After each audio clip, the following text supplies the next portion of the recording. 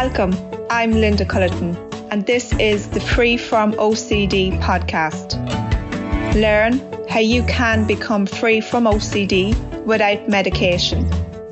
Let me empower you to transform your mental health.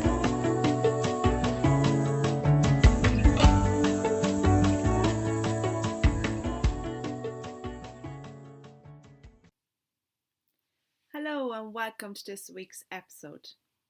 So in this week I want to talk about how this specific practice has completely changed and saved my life. And this practice is Kundalini Yoga and Meditation. So if you're new to this podcast, I'll just give you a background to my story, or if you've been coming regularly, I'll just keep giving you a background to my story. I think it's really important to understand where someone has come from, how they got to this area and their journey along the way. So in 2011, we'll talk about OCD. This podcast is going to be for OCD and anxiety because obviously they're interlinked, but also for people that suffer just with generalized anxiety. In 2011, I think, and everyone that has experienced obsessive intrusive thoughts will probably remember when it first came on, when they first experienced it. And in 2011, this was when I had an experience that catalyst changed kind of the course and direction of my life into this healing modality and into providing these healing services for people. But in 2011 was when I had an obsessive intrusive thought.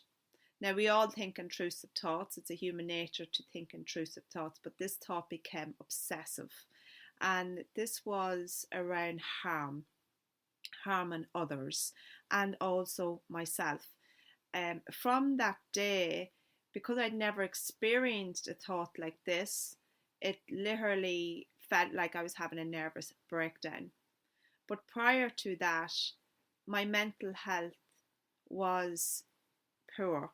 My mental health was in a weakened state. I didn't realise this, but I'd been carrying that for so long. And I suppose when you've been living in a place of feeling anxious a lot, or having like a very distorted negative view of yourself and the world, it becomes a norm. Well, it did for me. It became just a normal way of living, even though it was painful and distressing, because I didn't know there was another way, and it just became like, this is just life.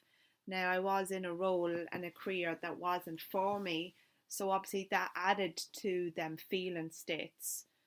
But prior to that, I would have been anxious a lot, probably a lot of rumination, a lot of overthinking about life situations in general. This wasn't around like intrusive thoughts, but this was like life, like say something at work or relationship that it would be kind of dominantly, procrastinating, dwelling on, overthinking about it, worrying about it, ruminating about it.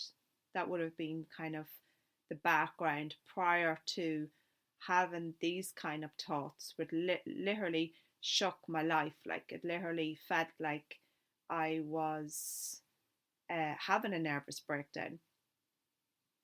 And from that day, which I'll never forget, the thoughts became more rampant and they became more obsessive. But not only that, the feelings inside myself was quite debilitating, to say the least. I had severe anxiety, where I felt like anxiety was literally crawling under my skin. I was that sensitized. I was hypersensitive to everything. I would have to, if I was out in a shop or whatever and I felt very anxious, I'd have to come home and I'd have to get into the shower straight away to try and get some regulation back into my system. I didn't know what I was doing. I just knew I needed to get into the shower. I felt like there was something in my skin, under my skin, because I was so hypersensitive and I was so anxious to everything. It was very debilitating, as you will know if you're suffering from OCD yourself. So from that time, then obviously I kind of just thought this is just going to pass. Hopefully it'll pass. And it didn't. It just got worse. My way to cope at the time was I was a very much a party girl. So my weekends were spent, going out drinking with friends. This was a normal thing for me to do. Little did I know I was kind of suppressing a lot of emotions inside about myself. And this just made the effects worse because alcohol is an depressant, sorry, not an antidepressant, it's a depressant. So when I drank, yeah, I felt great in a period of time, not great, but I felt like, okay, this is fine. I don't really have as much anxiety. Maybe this is gone. And then the next day I could be in bed or on the couch and crying for like 2 days straight because I couldn't cope with these thoughts that I was having. I was very frightened of the thoughts. I was actually terrified of the thoughts. I felt very bad about myself. I felt shame around myself. I felt like an awful person to be thinking these thoughts. And then obviously I started to, look it up online and this was over a period of time, do some research, and I seen a thing called OCD. I was devastated that I had something like this because I never would have thought, like, how is this possible? Do you know what I mean? I didn't have any realization of why I'd even be thinking this or why I'd have this. So I started to go down the route of getting help, and I started going to many different types of therapists. I travelled literally around Ireland to therapists, and I done all the kind of therapy for OCD that's known, CBT, ERP. I got to understand what was actually happening. I got to understand that the mind and it's creating the thoughts are creating the feelings and so on and so forth. And in that moment I got relief, I got reassurance. This isn't you, of course you're not going to act on these thoughts, they're not the truth. And I felt like that's really, I felt good then for a moment in time, back into my normal day-to-day living, and I'd be triggered and I'd be absolutely, and I mean when I say triggered, I would be like literally like it was like the first time I've ever thought these thoughts before. It's like as if I never had thought it before, even though I had many times. It felt like it was the first time I've ever thought this because I felt this terrified feeling in my body. I felt terrified. I felt awful. I just felt so anxious. So that wasn't a modality that worked for me. So then I went down the ERP route and I got to do, exposure. I didn't really have so much compulsions. I did do checking around, like kind of Googling, definitely. I did do some reassurance, so asking people that I trusted that I had told how I was feeling. And, they'd reassure me, of course, that's not true, and I'd feel a bit better. But a lot of it was kind of this term they might use, which you've heard of, which is pure O, which I just have a lot of obsessional thinking. So to do then the exposure on that, I was guided to record the intrusive thoughts I was having on a voice recorder, like on my phone, and just listen to that back numerous times throughout the day. This, for me, was very traumatizing. This actually re-traumatized myself because I was listening to these thoughts that absolutely frightened every ounce of my being, and it wasn't effective for me at all. I actually feel it's quite dangerous to be recommending this to people because the issue is if I am thinking an intrusive thought, say of X, okay, and it's obsessional, and I'm going and then I'm recording it and I'm listening to it over and over again, the idea is that I will spike the anxiety in my body so high, and that the idea is that the thought will just lose its power. In other words, will spike the anxiety so high that will become desensitized to the thing, and then it won't really bother me as much. Okay, that is not effective. The reason being it's not effective is that, say I'm dealing with the obsessive intrusive thought of X, and I do that strategy, and after a while it doesn't really have an effect on me. I don't feel as anxious, and that's great. Happy days, okay? That's brilliant. But the issue is that it can move to another obsessive intrusive thought of Y. Why? Why is that? It's because the underlying issue has not been treated at all, which is the repressed emotion, which is the trauma response. That has not been changed, because that's why if we only treat this from a thought by thought basis, we're going to be forever trying to treat it on a thought by thought basis, because our mind can think literally anything. So why does one person triggered than the other? Why is one person triggered over harm OCD, and someone else then has like sexual OCD, and someone else has religious OCD, and all these so-called themes is because of the repressed emotion internally identified with that. So the person has an emotional wound, and it's that emotional wound that keeps being activated. So in my experience with ERP, we're not treating the emotional wound. What we're doing in that situation is we're trying to treat the thoughts. We're trying to take the fear away from that thought. And I understand the logic point of view of it, but can't be treated with logic, because that thought can lose its power, i.e. the fear, but the fear-based emotion that's withheld, that's lodged, that's in the body, hasn't been released. So guess what's going to happen?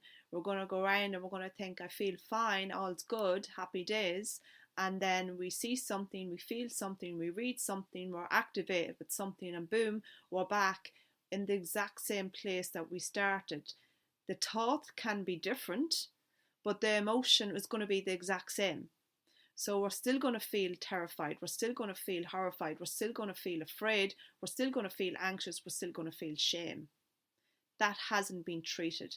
And in my experience with that, this is not one's better than the other, or, this way is better than my way, or they're better than this. This is not about that. This is just about my experience, but also the truth of what actually is going on. And this is about educating people to show them, why am I stuck with OCD for like 10, 20 years? Why is that? And it's really important for yourself to question that. After all the therapy maybe you've done, or maybe it's the start of your journey, thinking about, why am I still stuck with this? Why am I still suffering with this? What is underneath all this? When we think about, we understand that OCD is not the problem. It's not the issue. The underlying issue is repressed emotion. You can call it trauma response. It is a nervous system dysregulation issue. And the symptoms of all this is, we talk about in terms of OCD, a person suffering with that, like myself, that did suffer with that, was obsessive intrusive thoughts, was compulsive behaviours. Okay? When we're only treating the symptoms, we're going to be treating the symptoms. That's just how it is. So I found that for me, my personal experience of that was traumatizing for me, re-traumatizing for me, to listen to the intrusive thoughts, obsessive intrusive thoughts every day on loop, hoping that will actually change. I think it's quite dangerous. I think it's detrimental. And actually, what happens is that our subconscious is programmed based on repetition. So when we keep hearing something, it's not going to be effective because we're actually reprogramming our subconscious mind with these thoughts. So I just sometimes don't understand, I actually don't understand how this is a form of therapy, how actually it's been allowed to be treated, and how it's been allowed to be just out there as being a gold standard. I don't care what standard, if it's gold, platinum, silver, I don't care on that. It's about what actually is healing for the person. So back to my story, then I got some relief along the way in the therapy that I'd done. Definitely I got relief. Was I still suffering? 100%. So to me, it's not about just getting some relief. We want to be free of this. It's going to be time, but we want to be free. We want to learn what is actually going on inside me. So then, I was still in the place of searching. I definitely had an innate wisdom within, an innate guidance system to not give up. I was in many different types of OCD forums. I was in, everything, looking for anyone that maybe had more relief than what I had got. And I couldn't find anything. In the forums, people were saying that OCD, they were told they're going to have it for life, that there's something wrong with their brain, that it's a disorder, that they were, comparing medication. And, to me, that's like, what source of hope is that if we're told it's a disorder? I'm not going to just settle for that. I felt like, okay, well, when I was born, I was a baby. So, and I didn't have OCD. Show me a baby that has OCD. Then what happened between then and now? What happened in between that? What happened in between my life in order for this to show up in my life? What happened? And this is when I, learned more about trauma. I learned more about how our environment shapes us in many different ways, and how, our nervous system is literally kind of responding all the time to the environment around us, and how our nervous system can literally be dysregulated due to different experiences in our past. So this was a journey of never stop learning. I just want to really emphasize that for you today. If you're right there and you're in a place of feeling like this is hopeless, I'm never going to get better, you have to keep searching. You have to not give up on yourself. You have to find a way. You have to go to many people, maybe if that's for you, to find what is it that really resonates with me, that sits with me, that really is like a full yes. Of course, there has to be a way to get better. So back to my story, and so I'd gone through this for a number of years. This was a number of years of going through this, up and down, up and down, up and down a lot. One day then, my sister was going to a yoga festival in Meath, and that's where I'm from, and she asked me to go. So I'd never been into anything like this. I suppose at the time I was going down the route of the talk therapy model. So, I was going to psychotherapists, to psychologists, to many different people, and they all have their place. This isn't about they didn't do a great job. They did in what they know. So back to this, and so anyway, went to the festival, and I suppose I was in a place of where I felt like I wasn't aware of any kind of these modalities, and I seen people doing like chanting, doing all these things, and I was kind of like judging them and thinking, this is crazy, what is this? And this kind of mentality, because we often judge things that we're unaware of. We often judge things that we don't have awareness of due to kind of a fear, because we don't know it. So anyway, there was a class that was on, and it was a Kundalini Yoga and Meditation class, and she was going to it. She had booked in advance, so she was going in to do it. She was pregnant at the time, and a few minutes into the class, she came out and she said, I can't actually sit for the whole class. Do you want to go in? So I was like, okay, sure, I'll go in. Like, I had nothing to lose. Was I open? Probably I wasn't fully. I was a little bit closed off, but I was there anyway. And so I was doing this class, and I kind of was like, what is this? There was people doing like a lot of breath exercises, or doing movement, or doing chanting. I was kind of like, this is a bit weird, all these kind of things that goes on in our heads, which is okay. And so I done the class, and I come out, and I felt something shift, I felt like I felt very hopeful. I felt lifted. I felt more alert. I felt like, I think the big word would be hopeful. And I remember talking to my friend on the phone after that class, and she said to me, you sound in great spirits. She said, I haven't heard you sound like that in a long time. Where my energy was just like, higher. You know, I felt like I'd found something that resonated with me. So from that day, I didn't really know what it was, but I just know that I wanted to do more of this. And I couldn't explain why, I just knew I had to do this class. So I started going to class regularly and I got really into it, and I noticed shifts happening very quick. I noticed that the anxiety wasn't as high. I noticed that my energy was higher. My mood was definitely lifted. And it went up and down a bit like that. Don't get me wrong, the OCD was still there, but it wasn't as hyperactive, you know, it wasn't as present, it wasn't as taken over my days as it would have been before. So because I was going to class regularly, the teacher at the time, you know, said to me, would you ever think of being a teacher? And there was teacher training coming up. So I was in that state at the time. I was an accountant. I didn't like what I was doing at all. And, you know, I was kind of in a place where I felt very lost in my life in general. So I said, yeah, why not? I'll go on to do it. So I went on to do the teacher training. This was over a year. And it was very intensive teacher training. It was one weekend a month, and it was really like 12, 13-hour days longer, Friday, Saturday and Sunday. And this was for the full year. And we went into depth on like the nervous system. We went into depth on the power of the mind. We went into depth on releasing subconscious blocks and fears. And it was really very transformational, very, very powerful.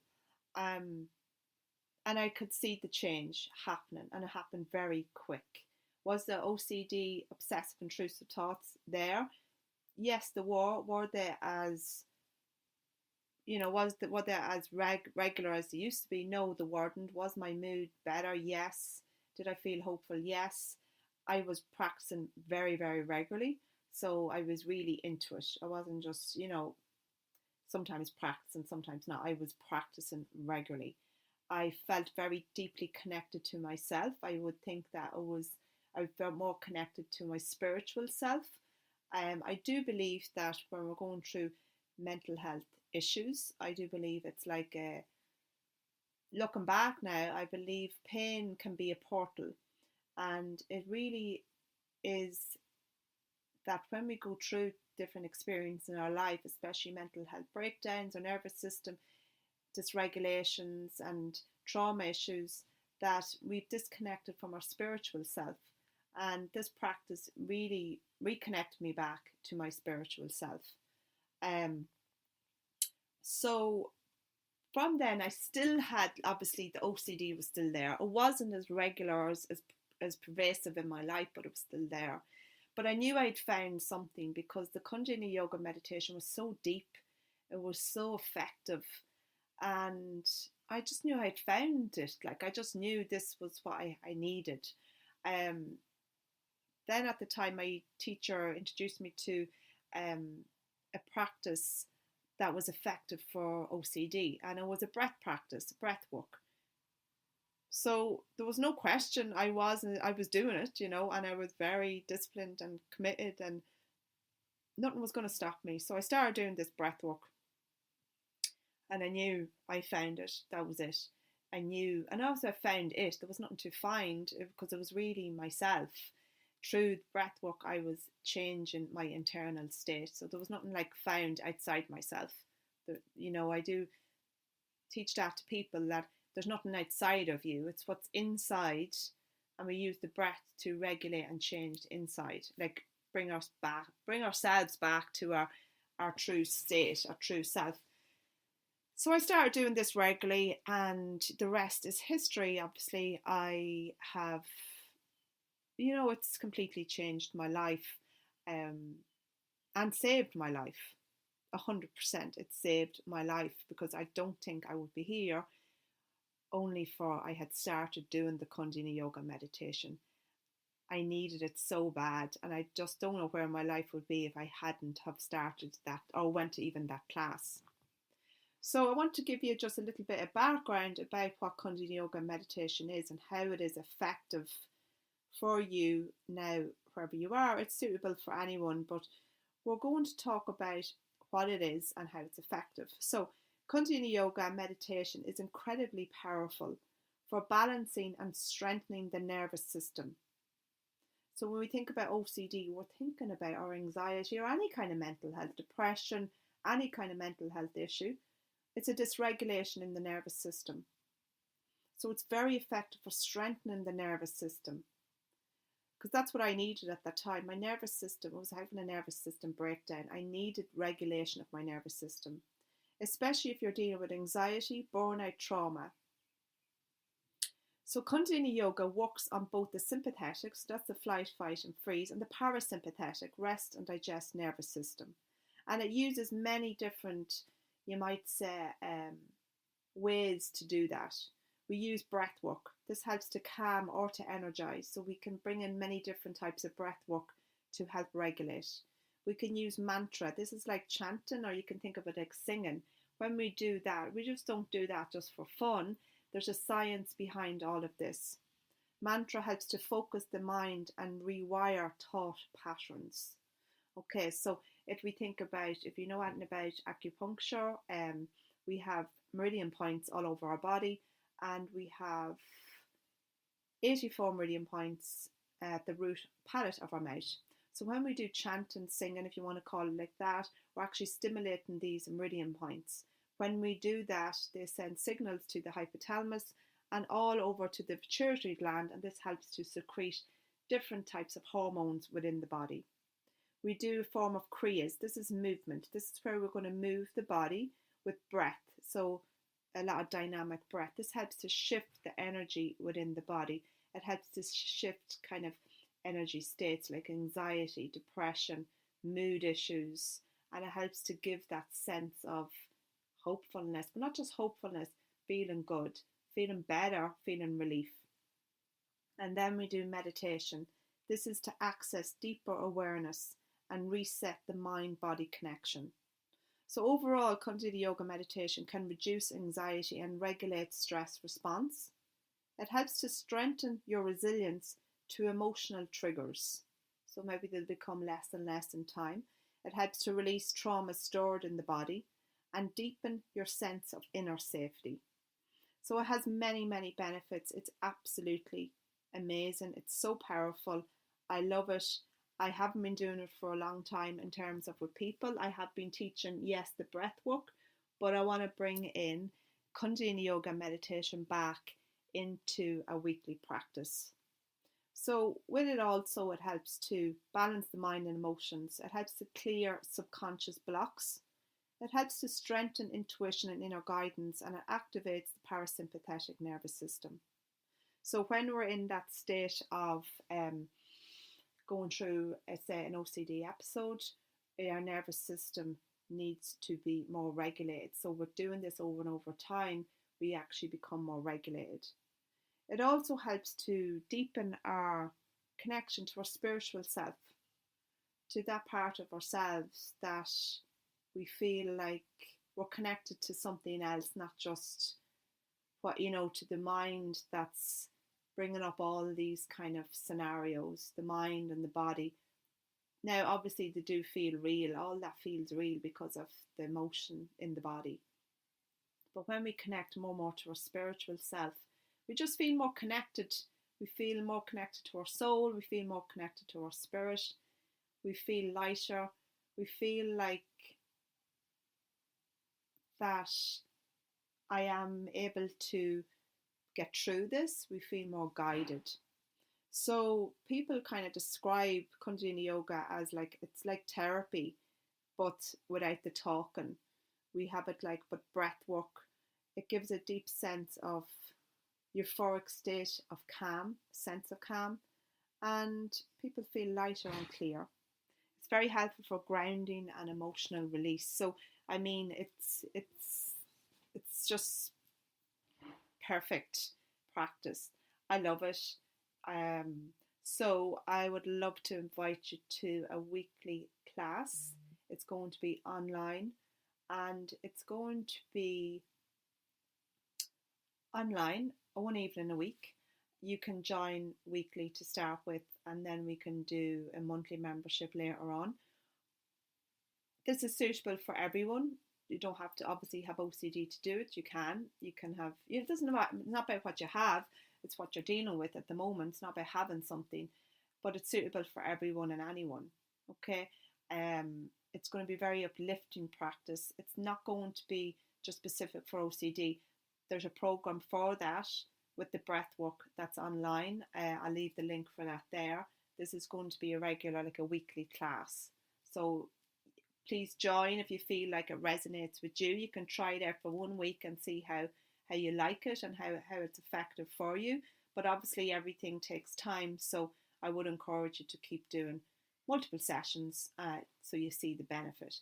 But if you're looking for specific relief for OCD, that would be the program, 6-month program I have for OCD. That includes the breath work. This would be the Kundalini Yoga Meditation general practice, but you're going to feel relief. You're going to have a change. You're going to have some experience. You can do this practice if you suffer with anxiety, insomnia, feeling stuck in your life. You want clear direction. You want to be more connected to yourself. You want to reduce the inner chatter, the ego chatter, and be more connected to your inner guidance, your intuition, and ultimately your spiritual self. So I'd love you to join. I'd love to see you at a class, and it's going to be once a week. If you can't attend, it's going to be Irish time. If you can't attend it, it's going to be in the evening, but if you can't attend it, it will be recorded, and you can get that recording. That will just last for the week. You'll get to use it for the week. So you can have it after the class if you can't attend. So I hope you found that useful. I know it really is very transformational information. It's amazing knowledge to know, but not just to know, to actually go and do something about it. I hope I see you at my class. I look forward to seeing you. If you have any questions, just you can send me an email as well. If you have any questions on it, my email is Linda, Linda, Culleton, Culleton 02@gmail.com. I'll leave it below as well in the show notes. So thank you so much for listening. I'm very grateful, very, very grateful to have these practices that completely changed and saved my life. I continue to practice because I value the importance of my mental well-being. I value the importance of my life, and I'm willing to do whatever it takes. I'm willing to spend that time for myself, to always return back to myself. So thank you so much for listening. I wish you well, and I look forward to hearing from you, and I look forward to the next episode. Take care. Thank you for listening to the Free From OCD podcast. Let's share this message of hope and inspiration that you can become free from OCD. To learn more about me, visit my website www.theocdexpert.com. This is the channel that makes the impossible possible.